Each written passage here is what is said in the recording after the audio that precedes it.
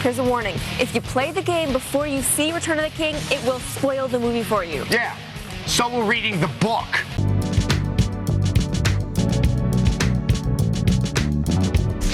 On July 24th of this year, a name that has since long laid dormant, xplay, posted this.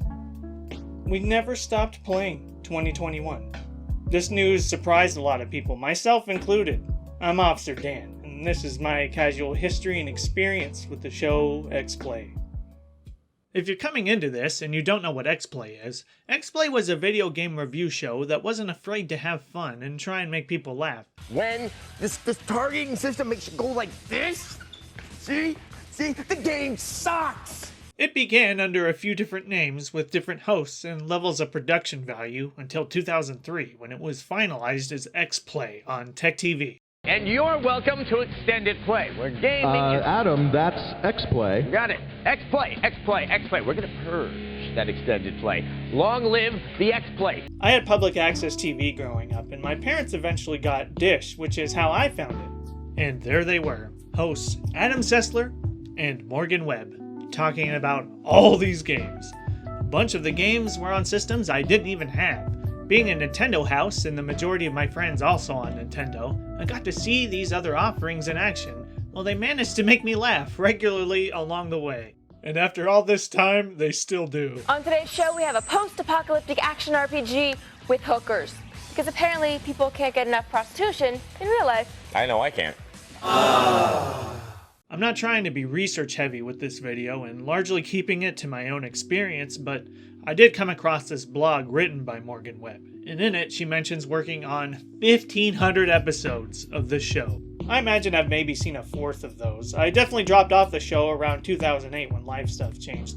That said, I set out to find episodes from when I first started watching it, and the results are kind of a bummer, but it could be worse. Right now, there's no DVDs or solid repository of this stuff. For my looking around, episodes exist thanks to people recording this stuff on old VCRs or DVRs and uploading them to YouTube or the Internet Archive. There are incomplete recordings and many episodes that don't exist anywhere as far as I could find, but I was really happy to see a pile of episodes from around the time when I first started watching, which was during the GameCube, PS2, and Xbox generation. Here's my summary of how an episode of xplay went back then. As the opening music kicks in, an announcer, who I love, covers the games they're talking about in the episode, and then introduces the hosts, Adam and Morgan.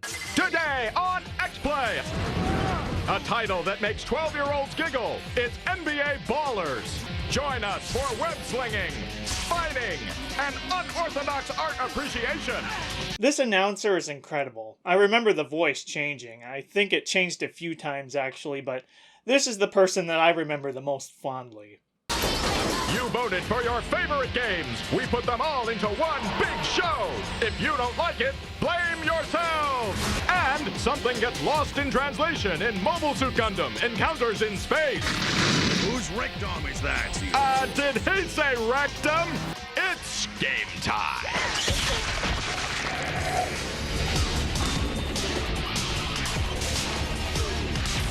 He always had some new and weird way to intro them, and they always did their best to play along with it. Just 7 cents a day can make a difference in their lives. It's Adam Sessler and Morgan Webb. A real minimal difference. What's with all these homies dissing Adam Sessler and Morgan Webb? Yeah, what's with them? Well, who are homies? Why are you dissing us? They're nice. Stop. Because Denny's wasn't hiring Adam Sessler and Morgan Webb. Yeah, I was bummed about that. Yeah. They typically reviewed around 3 games an episode and scattered in more through various segments. These reviews would have jokes via the voiceover. The first Gal Civ was very clicky. Players suffocated under menus, mouse buttons wore out, and the tear shed were collected and dumped into the Dead Sea, which is why the water there is so salty. The edits. Or Trivial Pursuit Kid Icarus Edition. Question 1. Will there ever be a sequel to Kid Icarus? and going as far as having quick skits in the middle of the reviews sometimes. I wanted to feel like I was sliding through the turns, speeding along the countryside with the wind in my face. Come on, faster! Faster! Loser wears a tutu on air. Well, you better get your toe shoes then. They would rate games on a scale of 1 to 5, though they would often try and be funny. That's not to say the reviews themselves weren't anything to write off. Both Adam and Morgan played games for most of their lives, and they delivered in a way that could be understood clearly by gamers of the day. One thing I especially liked when watching these old episodes is that they also had their distaste for some genres and milked franchises laid out very clearly. Or maybe it's that you like the way my blood pressure rises when I have to play irritating Japanese RPGs. Watching these episodes make those opinions awesome time capsules. Now, this is the part of the show where we would normally complain about how tired we are of World War II games. Unfortunately, there are so many World War II games, we are now tired of complaining about how tired we are of World War II games. Look at this, they're actually fed up with all of these Mega Man games coming out. Welcome to the world of Mega Man Battle Network 6. Oh, come on, this game is exactly like the other 5 Battle Network games.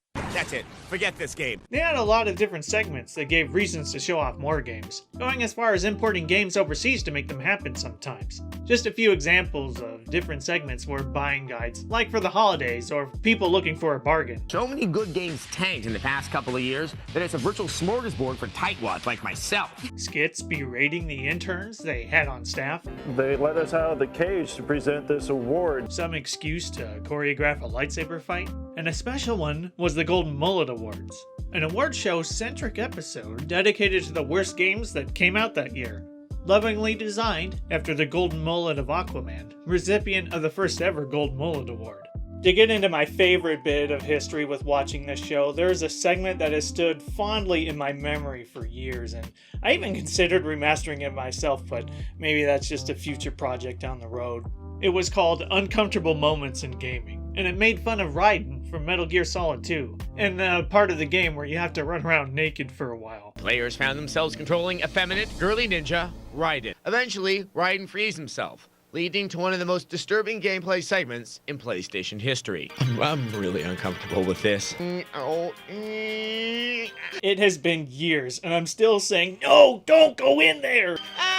No, don't go in there! And we're calling the naked cartwheels. Millions of male Metal Gear fans will forever have the image of naked Raiden doing cartwheels seared into their memory.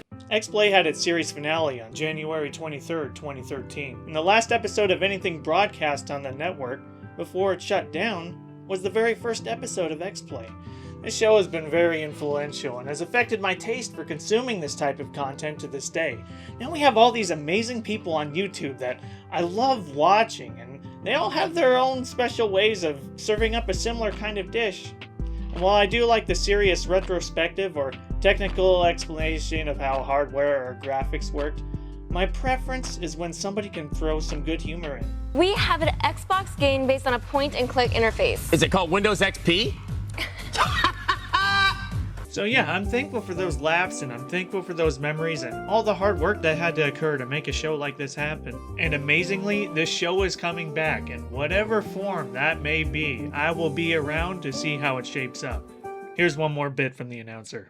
You're a big, fine gamer. Won't you back that thing up? It's Adam Zessler and Morgan Webb. Good night. Bye-bye.